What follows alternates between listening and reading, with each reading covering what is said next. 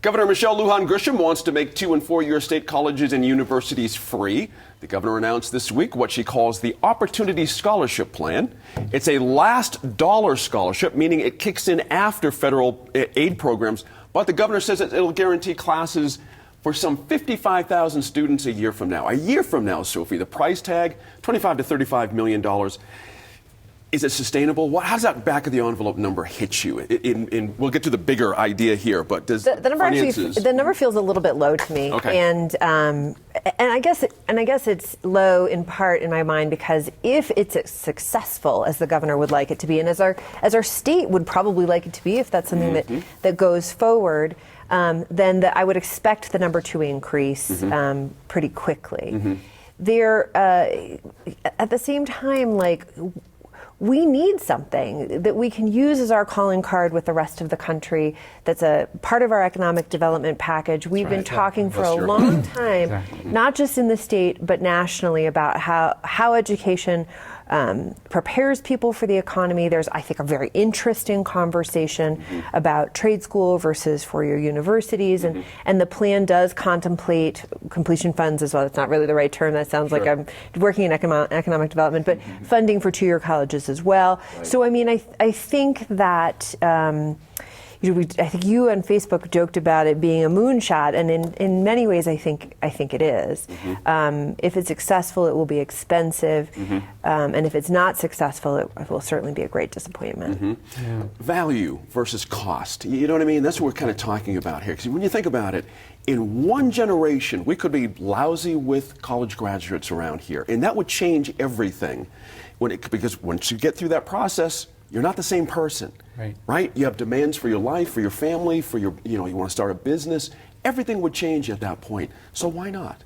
Why not go to a Mars shot here, past the moon and go all the way around Mars? Well, I mean, back, this is kind of, this is the governor's thing right now. It's the moonshot, and I'm not against moonshot. I think that we should always work toward ideals and where we would like to be, and aim for the sky. But how we actually afford and pay for something like this through the years, if it grows, if it is successful, is a concern to me. But I think, though, that if we're not already looking at it as an asset, education is an asset that, as you mentioned, helps to build and sustain economic various economies. And so I've often heard many, and I think we've all seen many articles and heard many pundits and many people around town talking about how we're having so much trouble courting and bringing new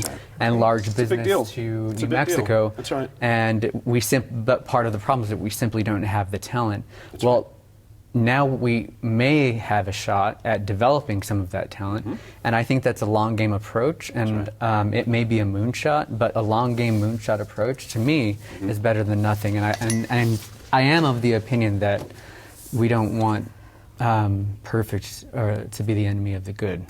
That's a good point there, last point there. Janice, touching on what Sophie just mentioned, we knew each other when I was at the Greater Albuquerque Chamber, VP of Economic Development.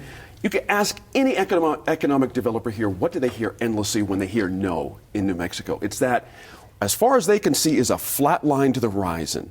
They see no solution in the nibbling that we were taking at the edges here. They were like, we would ride this with you if you did something that was giant and moved the needle, that we could see some change on the horizon. We would come here and actually ride that with you, but not the way you have it set up now. It's an economic development play as much as anything, as an education play, isn't it, when you really think about it? It is, and which brings up some very interesting points. So we have students who are graduating who have to take remedial courses. So how much of this is going to be gobbled up by remedial courses? Which leads me to say, should we focus more on K-12 and not at the university? And I'm with you. There is a moonshot here, and I'm glad that she has left this open to everybody. But I'm with John Arthur Smith. There are a lot of details here, and this is not going to look at all like what you think this is. And so I have a couple of beefs. So when we were doing the lottery scholarship, and now it has been severed from tuition. It's a set fee, and I think it's going to stay that way. I'm glad it's going to cover fees, but we have no control over fees. That was the one thing that just bugged me about the universities, is they just kept ramping up fees. It was amazing. Right. And there is no discussion about the quality of teaching at the universities. Right now, the majority of our, I'm just going to cover UNM, so many of the teachers are adjunct. Being paid terrible wages, I'm sorry to say. Right. Is that what we pay for? So do we need to look at this in a different way? And more importantly, do we need to make sure these students get out with a degree Right. and Right. quickly? And Right. that's the issue, is are we prolonging this, or will we incentivize getting it done? And point. to that point, I think, for me, I think I worry less about, or I guess I worry more than just about the tuition, because I think that what we're seeing in New Mexico, especially when we're talking about the lottery scholarship, is a lot of individuals that come from low-income families or households are not able to complete their degrees for a variety of reasons, and most are of those beyond reasons academics, are that's right. beyond That's right. academics, and some of that stuff, the covering tuition is great. That sounds wonderful. That's right. Books are very expensive. Housing costs, daycare maybe.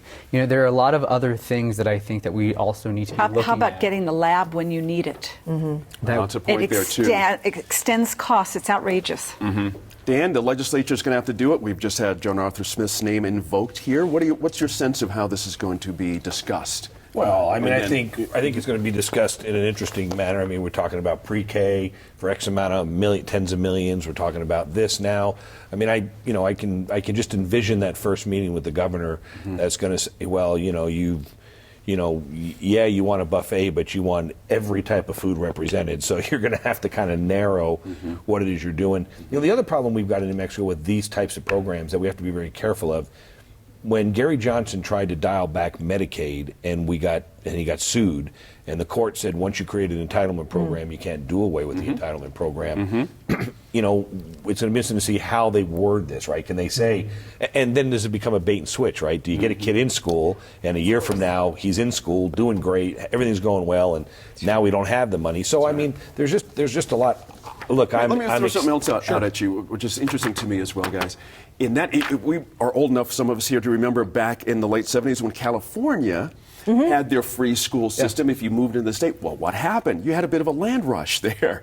A lot of folks started moving into California because you only had to have, I believe, 6 months of residency. You did At that but time. California, I mean, but they got I don't rid think of it that's- because it was almost yeah. too popular in a way. Well- what happens if we got a bunch of folks moving to New Mexico? Well, it won't be bad. If we have this it won't kind be of a bad system? to bring Not more a bad people thing. in. That's what I'm asking. But the problem with a lot of this is that let me just say the good part of it is to echo what some of the folks have already said. The fact that the governor has been smart enough from the very beginning to talk about the junior college aspect, the 2-year aspect. Right. The other thing also, I believe she talked about, it's not just for high school grads. There's also an opportunity for older folks to go That's a back big to one in New school. Mexico. And That's so I right. think those are. I mean, she's clearly put some thought into this. Right. The problem is that right now, and I've joked about this before. I say we spend money like drunken sailors, and I always harken Easy. back to the letter that I got from a guy who said, "Hey, I am a drunken sailor, and I spend money. It's my money, not your money. So quit besmirching my good name." And I was like, "Okay, good point." There's a lot of things out there, and it's the same argument that you and I always get into, Gene. And I love you. You know that, my brother from another mother. There's a program. At some point, we got to start prioritizing the programs, and we got to start saying, is it college? Is it pre-K? Is it K through 12? Is it economic development? Is it job training? I think the problem that we have is right now we got all this money, and I'm just not seeing us really focus. Right, we're going pre-K all the way now to college. Right. I'm just not sure that you can solve both problems. Infrastructure. That's right. That's right. I'm sorry, Dan. Priorities, exactly. Sophie, last word on this, if you have 20 seconds. I mean, Sophie, a lot to cover here. I Yeah. appreciate it's a flare over the nation. I want to go back to your original point. It makes It was us running people, at the, let's today with the cigar shop. Sorry, It is It everywhere. was running It's- at the bottom of That's Fox right. News. It's all over It's the New York. huge. It's Absolutely. everywhere. Part of it, though, is this. We have to start somewhere, and we are not doing that. We are spinning and spinning and spinning. if our opportunities for economic development, for good job growth in the state are being stymied by our education system. Yeah, we got to look at pre-K. We got to try to fund that. We have to deal with the college education and the two-year training, the whole thing. We have to start.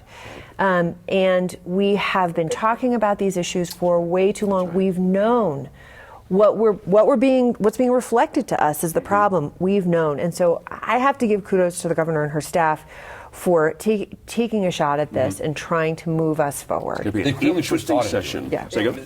One thing I do like is she's clearly put thought into it. Yes. Yeah. It doesn't feel like it's just. It wasn't thought just about something this. that was That's right. thrown That's out right. of a speech. The details, however, like you guys are all saying, the details will tell the tale. We're out of time this week. Don't forget to join us online for our Facebook Live sessions every Wednesday.